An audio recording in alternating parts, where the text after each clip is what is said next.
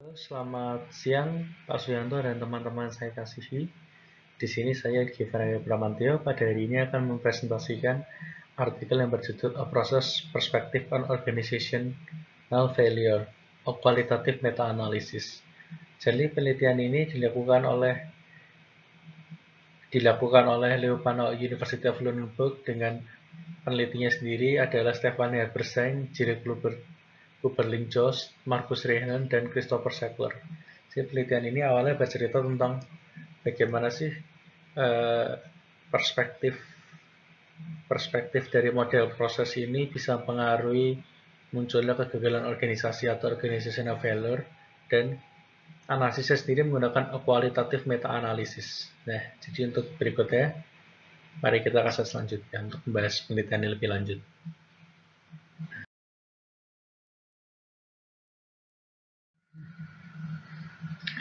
Outline dari pembahasan penelitian ini dibagi menjadi 5. Jadi yang pertama ada latar belakang dan rumusan masalah, lalu yang kedua ada teori, yang ketiga ada metode pengumpulan dan analisis data, yang keempat ada penyajian data, serta yang terakhir adalah kesimpulan serta saran.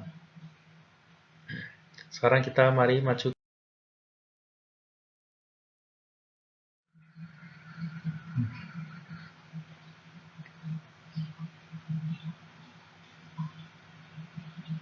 Nah, jadi untuk latar belakangnya sendiri, yang pertama model proses atau perspektif proses sendiri pada awalnya sebelumnya itu dia menangkap bahwa kegagalan organisasi itu sebagai hasil dari inersia atau kelambanan dan ekstremisme, ataupun juga inersia serta ekstremisme.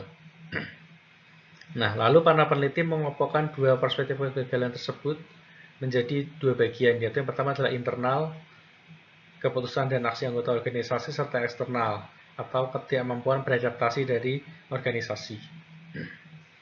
Kebanyakan model proses sebelumnya hanya menangkap kegagalan dalam satu model proses, misalnya yang gagal inersia, inersia gagal karena inersia, ataupun gagal karena ekstremisme. Padahal bisa saja kegagalan itu kombinasi atau campuran antar keduanya. Oleh karena itu, penulis melakukan meta-analisis kualitatif proses kegagalan untuk memecahkan dua masalah tersebut.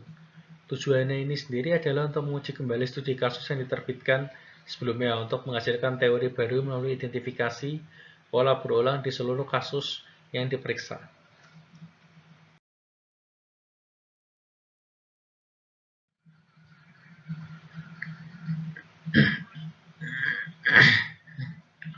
Nah, untuk rumusan masalah sendiri di sini ada 3 ya. Jadi yang pertama adalah masih adanya ketidakjelasan pada model atau perspektif dari suatu proses dalam menjelaskan keterkaitan dan mekanisme yang mendasari proses kegagalan dari suatu organisasi. Lalu yang kedua adalah adanya perdebatan antar peneliti mengenai model proses yang cocok untuk mengatasi problem eksternal internal. Karena model proses mencoba untuk menangkap urutan kondisi dan peristiwa tertentu dalam menjelaskan bagaimana kegagalan terungkap seiring berjalannya waktu. Serta yang ketiga adalah bagaimana adanya batasan dalam generalisasi dan dukungan empiris dan penelitian menggunakan model proses.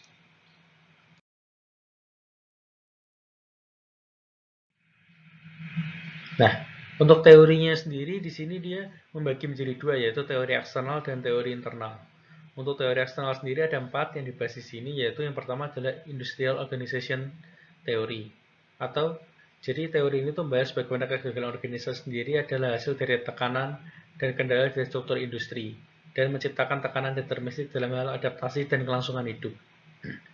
Lalu teori yang kedua adalah Population Ecology Theory, yang di sini membahas bahwa kegagalan organisasi adalah hasil dari proses seleksi di mana lingkungan eksternal memilih organisasi-organisasi yang tidak layak ataupun tidak cocok dalam hal kondisi lingkungannya. Serta yang ketiga adalah institutional theory, yaitu di sini kegagalannya disebabkan oleh pelanggaran pada pedoman sosial yang sudah ditetapkan.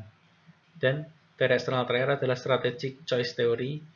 Jadi kegagalan di sini adalah hasil dari tindakan strategis top management yang mengarah pada ketidakselarasan dengan tuntutan dari lingkungan pekerjaan.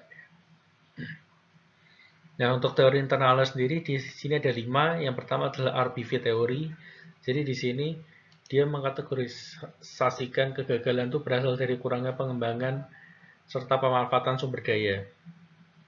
Lalu yang kedua adalah kontingensi teori. Di sini kegagalan karena adanya ketidakcocokan karakteristik organisasi secara internal dengan cerminan situasi organisasi pada saat itu.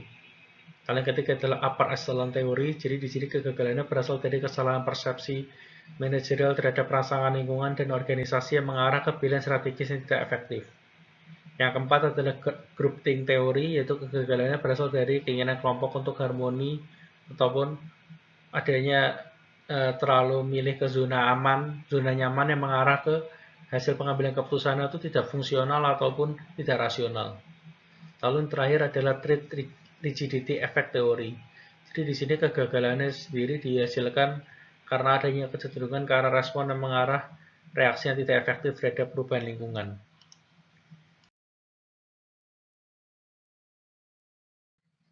Nah, untuk metode pengumpulan dan analisis datanya sendiri, jadi penelitian ini mengadopsi desain penelitian kualitatif meta-analisis dari Horn serta Rock. Nah, kualitatif meta-analisis sendiri yang dimaksud di sini adalah desain penelitian untuk mensintesis data kualitatif primer dari suatu studi kasus. Nah, kenapa desain penelitian ini cocok untuk digunakan? Nah, desain penelitian ini tuh bisa dibilang cocok untuk mengembangkan model proses kegagalan organisasi karena ada 3 alasan yang disebutkan di sini. Jadi yang pertama adalah studi kasus kualitatif memberikan deskripsi empiris yang kaya dan kontekstual tentang dinamika pengaturan tunggal di berbagai tingkat analisis. Lalu yang kedua, pada sejumlah besar studi kasus dapat digeneralisasikan dan komprehensif. Dan yang ketiga adalah kualitatif meta-analisis memiliki potensi untuk menghasilkan teori baru. Dengan kualitatif meta-analisis, peneliti dapat mengidentifikasi hubungan baru antara konsep-konsep teori-teori yang sudah ada.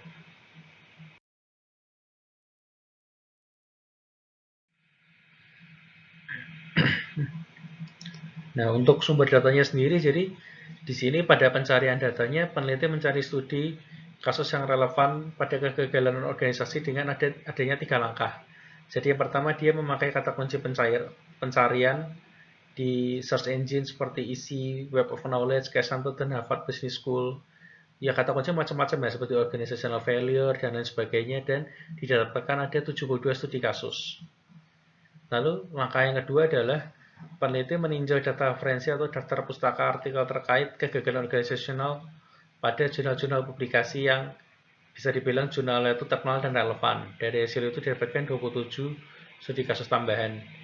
Dan yang terakhir adalah menggunakan pencarian pada Google Scholar dan hasilnya itu ada tambahan 18 studi kasus.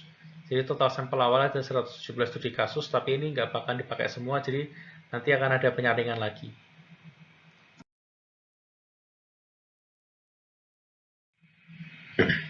Nah, berikutnya adalah analisis data. Data di sini itu dianalisa dengan metode adaptive reasoning yang didasarkan pada interaksi antara kerangka teoritis sebagai latar belakang interpretatif untuk analisis data studi kasus dan teori yang muncul. Nah, data tersebut juga lalu dianalisa dengan software Atlas T. Untuk langkah-langkahnya sendiri, jadi di sini langkah yang pertama adalah peneliti mengembangkan skema pengkajian deduktif, yaitu dengan mengidentifikasi teori dominan sebagai latar belakang interpretatifnya. Lalu yang kedua adalah melakukan within case analysis dengan mengkode studi kasus terpisah secara line by line manner. Lalu juga menggunakan axial coding untuk menghasilkan kategori di antara konsep first order dan membedakan antara hubungan unidireksional dan resiprokal. Lalu yang kelima adalah melakukan cross-case analysis untuk mengidentifikasi tema, imperatif, atau logiknya. Langkah pada tahap ini itu sendiri melibatkan proses abstraksi, idealisasi, dan klasifikasi. Kemudian mengklaster 4 grup, di antara lain adalah imperialist, laggard, villain, dan politicized archetype. Jadi dia di sini membuat 4 grup tipe berbeda dari analisisnya. Lalu berikutnya adalah mengidentifikasi dan membedakan rigidity mekanismenya seperti proses konvergen ataupun proses divergen. Nah, untuk penyajian datanya di sini kita bisa lihat di atas ada tabel 1. Nah, tabel 1 sendiri itu peneliti mencoba memaparkan 43 kasus digunakan dalam penelitian ini. Tadi seperti kita lihat di awal ada 117 kasus. Setelah 17 kasus itu ditelaah lagi, jadi akhirnya kasus yang didapat dan diteliti adalah 43 kasus. Di sini peneliti mencoba memasukkan nama perusahaan di mana studi kasusnya dilakukan, kemudian waktu serta sumber artikel, dan ukuran perusahaan juga dimasukkan ke dalam tabel tersebut, serta jenis industrinya. Lalu berikutnya pada tabel kedua, peneliti mencoba untuk memaparkan literatur tentang kegagalan organisasi sebelumnya. Di sini peneliti menyaring konsep-konsep penjelas utama yang ditemukan dalam teori-teori ini untuk mengembangkan skema pengkodean deduktif yang diinformasikan secara teoritis. Dan ada penyajian data terakhir, yaitu tabel ketiga, menampilkan hasil frekuensi dan kepadatan kode dominan mencerminkan tema inti dari setiap kelompok kasus.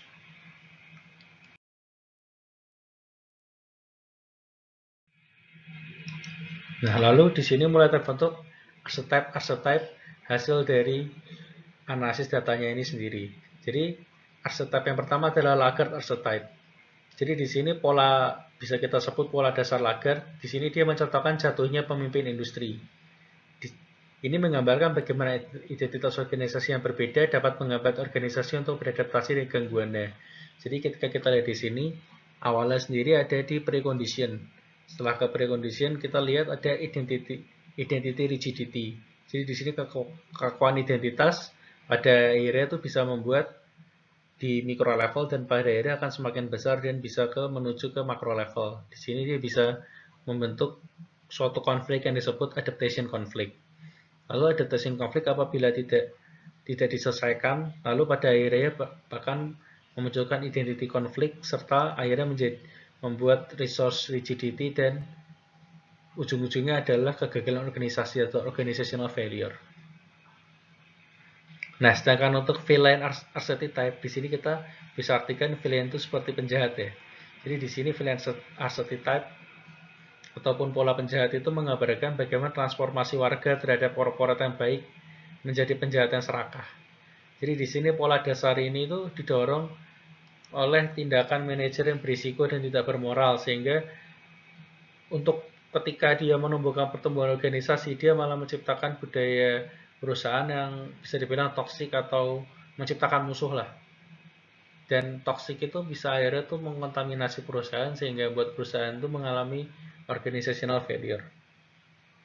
Nah, kita lihat di sini bentuknya tuh antara kurang lebih mirip, beda-beda mirip lah dengan Lagarde archetype. Di sini ada juga precondition, walaupun di sini mungkin makro, meso dan mikro level itu beda ya. Nah, di sini dari precondition dia langsung naik ke rigidity immortality dan dia berhubungan timbal balik dengan endorsement rigidity. Lalu di sini dia juga masuk ke legitimasi konflik dan pada akhirnya itu hasilnya sama juga, dia menghasilkan organizational failure atau kegagalan organisasi. Nah, lalu archetype yang ketiga adalah the politicized archetype atau pola dasar politis. Jadi di sini pola dasar politis itu mencontohkan bagaimana raksasa industri yang mapan bisa menjadi kuda yang lumpuh dan tidak mampu menyelesaikan kontradiksi masalah di organisasi apabila ada konflik antar pemangku kepentingan dan akhirnya itu dapat mengarah pada kegagalan organisasi. Nah, jadi di sini dia awalnya sendiri diawali dari precondition, lalu dia mulainya tuh di makro level, justru di resource rigidity. Nah, setelah di resource rigidity itu dia bisa mengarah ke authority conflict. Nah, di sini tuh mulai munculnya konflik antara pemangku kepentingan ya. Nah, ketika kita ada konflik pemangku kepentingan, maka ketika authority conflict itu tidak diselesaikan, akan menuju ke adaptation conflict dan ujung-ujungnya itu malah meluas menjadi social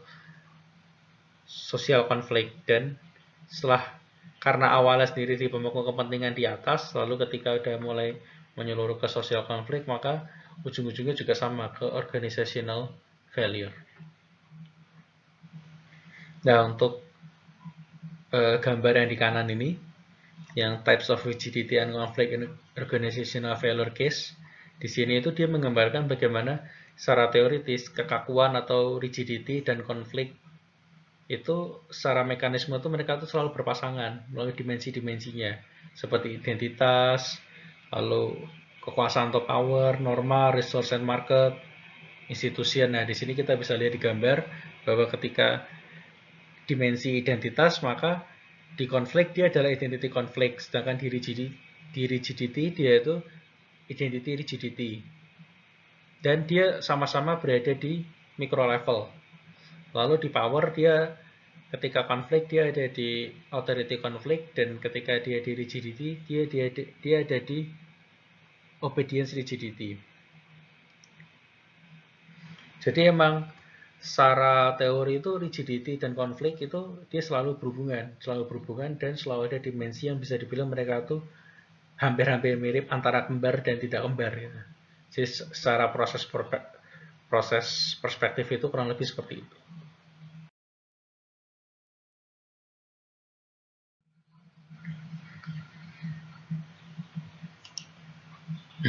Nah, untuk temuan penelitian ini sendiri itu, penelitian itu bisa dibilang mengajarkan langkah penting dalam menguraikan subtipe yang berbeda yang memungkinkan bagaimana kegagalan proses pada organisasi itu bisa dijelaskan dengan cara yang berbeda. Implikasi penting ini menyangkut pada dinamika interaksi antara kekakuan dengan konflik. Nah, penelitian ini juga menemukan bahwa bukan hanya kekakuan atau konflik saja yang bertanggung jawab pada kegagalan organisasi. Yang penting itu justru adanya urutan interaksi tertentu antar subtipe. Interaksi ini dapat mengarah pada hasil yang tanpa paradoks. Nah, jadi kita lihat sendiri itu di analisis dan penyajian data, hubungan temporal antar jenis kekakuan dan konflik tertentu sangat penting bagi kegagalan organisasi.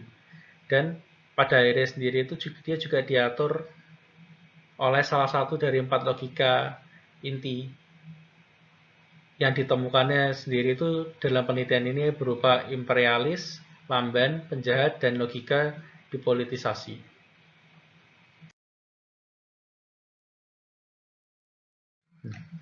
Dan terakhir adalah kekurangan dan saran. Jadi di sini tuh bisa dibilang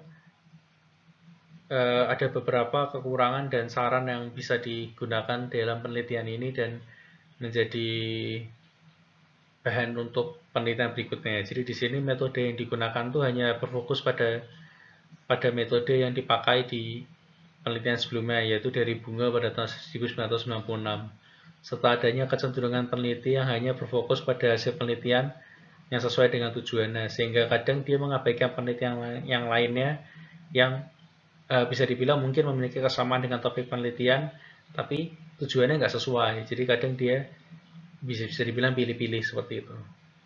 Nah, penelitian ini juga dalam pembahasannya tidak terbagi dalam 3 bidang, yaitu perspektif empiris, perspektif teoritis, dan perspektif metodologis.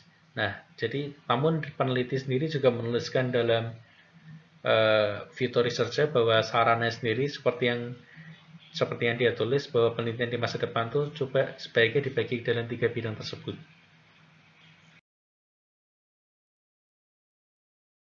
Demikian presentasi dari saya. Apabila ada kekurangan saya mohon maaf. Terima kasih atas perhatiannya. Selamat siang.